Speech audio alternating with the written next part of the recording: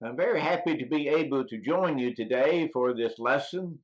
And I hope that all these lessons in this series would be informative and very helpful to you as you strive to live the Christian life and be a good example to all those that's around about you. Today's lesson, I'm going to be looking at our influence in the community in which we live. You know, we are to be an influence, and we are an influence to everyone around us. We need to realize every one of us has influence. It might be good, it might be bad, but we all influence other people. Now, how important are you and your influence? Most of us would probably say that, well, I'm not very important. No one is really looking at me. No one is really concerned about what I do because I'm not important. But we need to realize that we are very important. In Matthew chapter 5, verses 13, especially going through verse 16, but we're going to look at verse 13 and 14. But in Matthew 5, verse 13 and 13 especially, Christ says, "You are the salt of the earth. But if the salt loses its flavor, how shall it be seasoned? Is it then good for nothing to be thrown out and trampled underfoot by men?" Notice Jesus says here that we are the salt of the earth. Now we know that salt is very important. Now if we are the salt of the earth, then that means that we are important. We need to realize that we have a great important function to perform in the plan of God.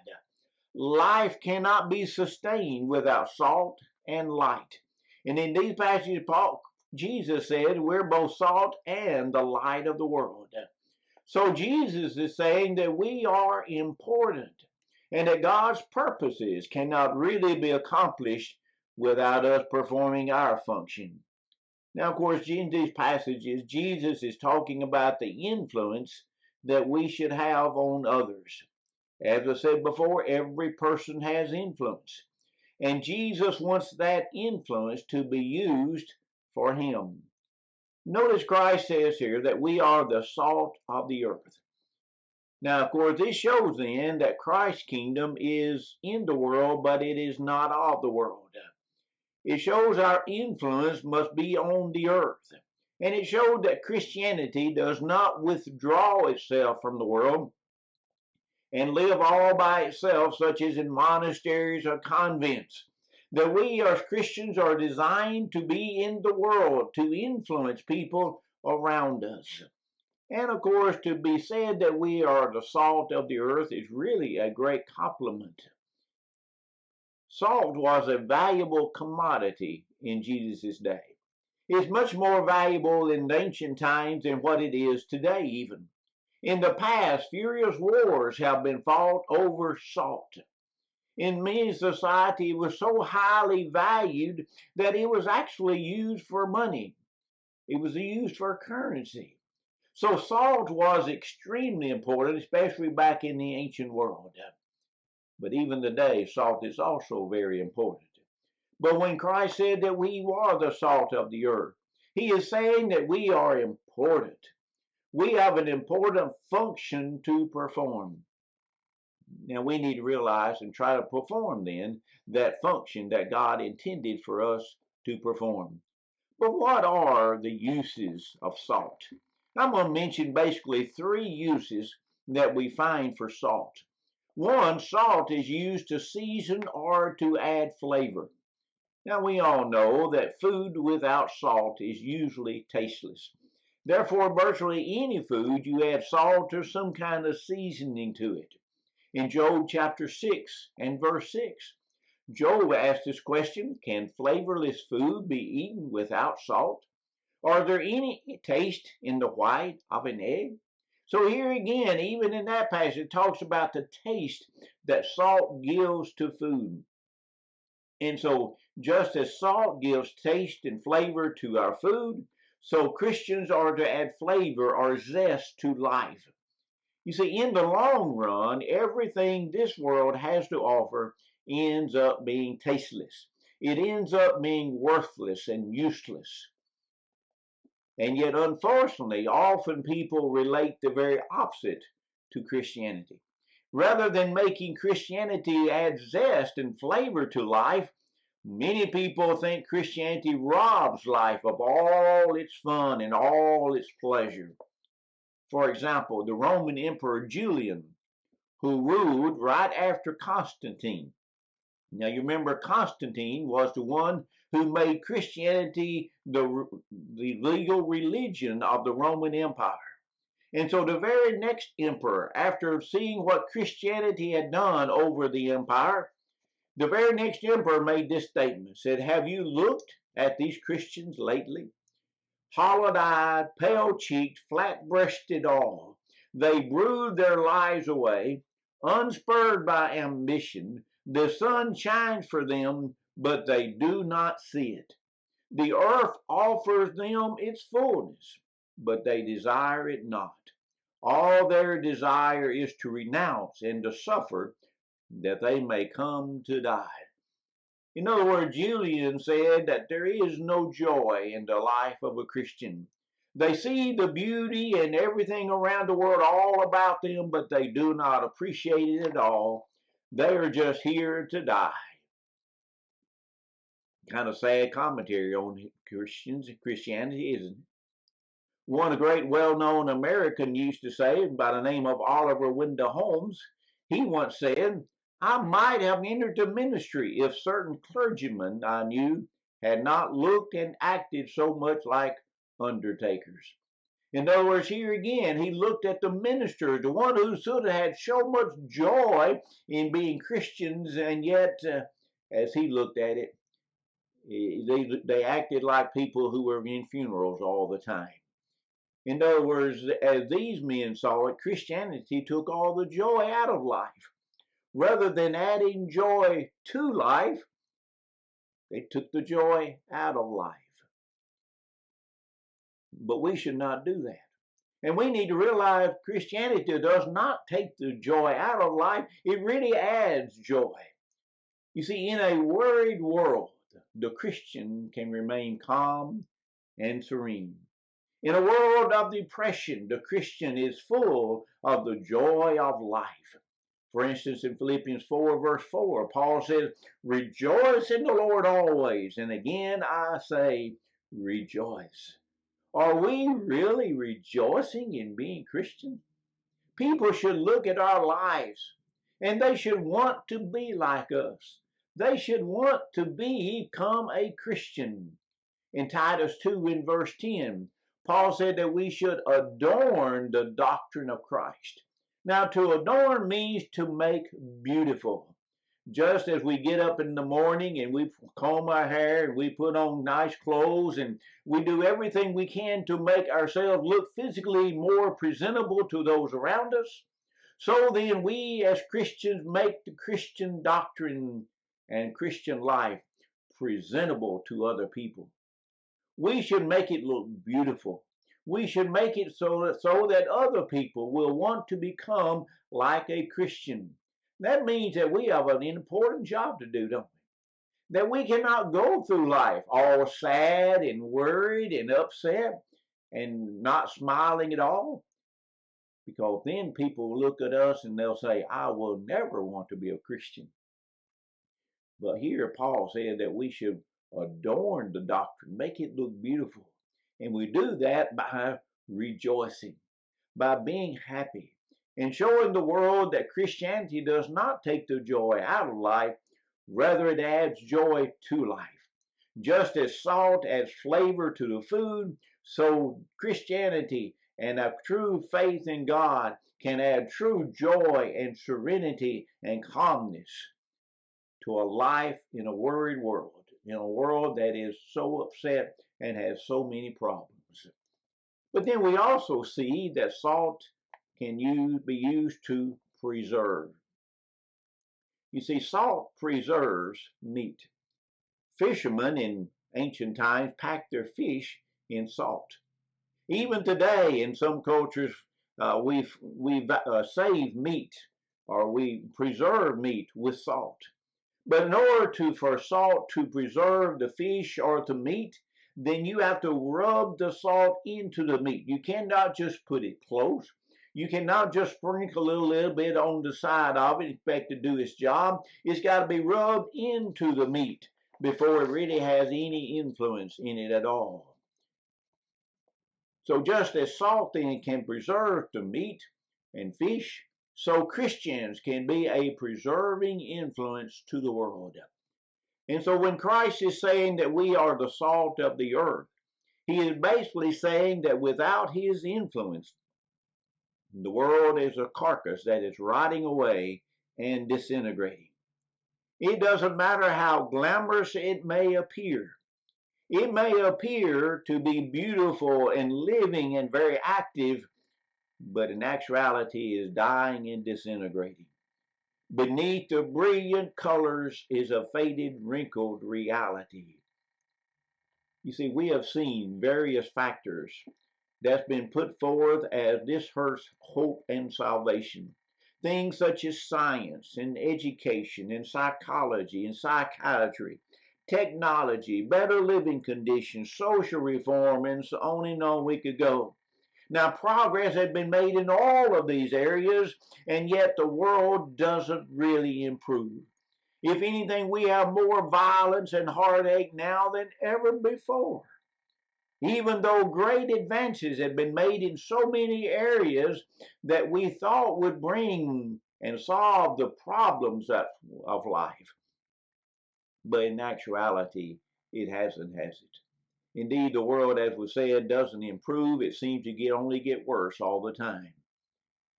Because we're not using the salt of the earth. We're using the wrong things to try to improve life. You see, a little salt can go a long way. Only 10 righteous souls would have saved Sodom and Gomorrah. You see, we must never underestimate the good and the influence that we might have. Even though we might be small in number, Christians can have a great influence on the society round about them because a little salt goes a long way. Now remember, Jesus made this teaching to ordinary people. Jesus was talking simply to his disciples. He was not talking to his apostles necessarily. He was not talking to a limited group or the leaders of Christianity or anything like that. He's talking about ordinary people.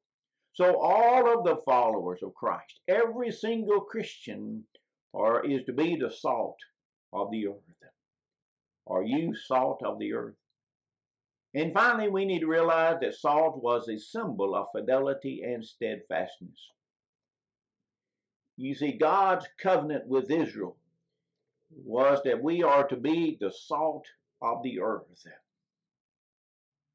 And the meat offerings of Israel to God was to be seasoned with salt, according to Leviticus chapter 2 and verse 13.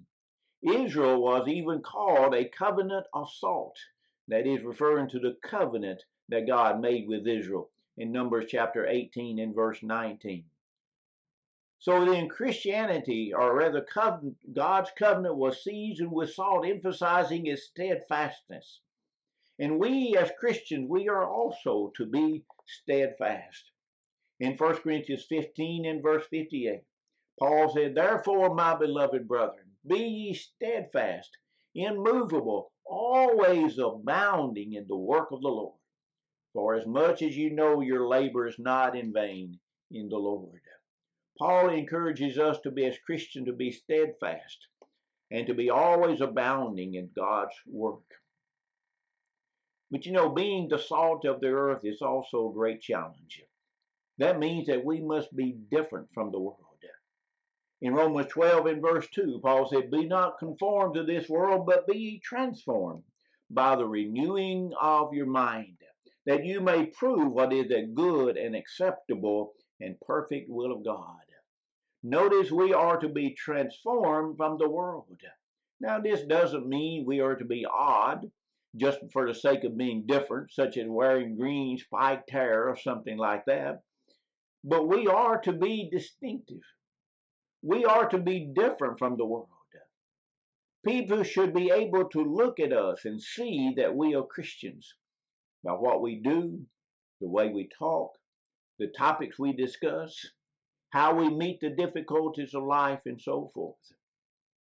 Never should it could be said of us that I worked with him for 10 years and I never knew that he was a Christian. You see, our influence should be known to others that they could see there's something different without us ever saying a word. And how serious is this challenge? Going back to Matthew chapter 5, you remember Christ said that we are the salt of the earth, but salt that is worthless salt that has lost its flavor is worthless and good for nothing. Salt that is tasteless is good for nothing. But you see, pure salt is always going to be salty. Salt never goes bad. It never loses its power over time. The only way salt can become valueless is if it's mixed with clay or some other substance and therefore becoming contaminated. If we do that, then the salt loses its distinctive quality.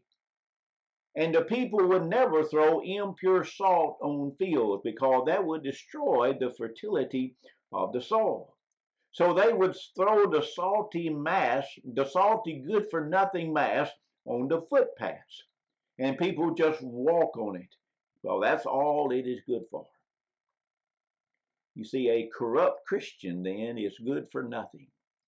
We must remain pure, because if we are become contaminated with the things of the world, if we become contaminated with false doctrine and false activities and other things, then we become good for nothing.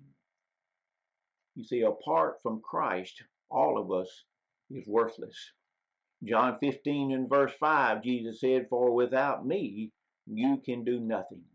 Just as a branch apart from the vine cannot produce fruit, so a Christian that lives apart from Christ cannot be the salt of the earth." We must be examples of purity. We must hold high standards.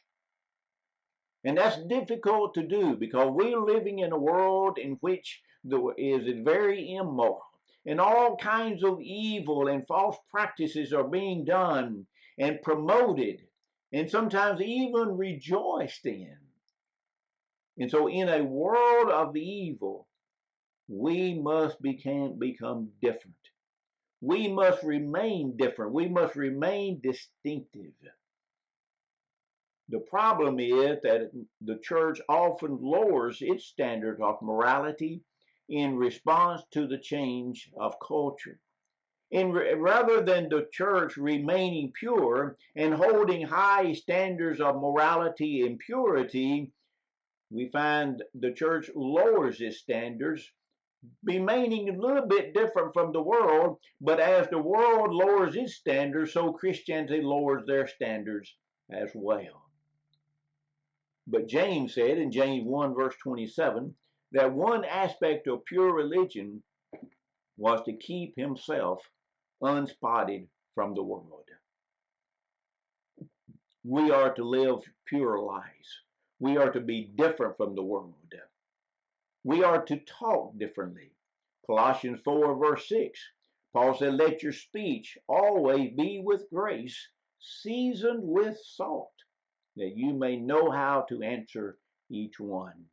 Even by our speech, people should be able to see there's something different about us.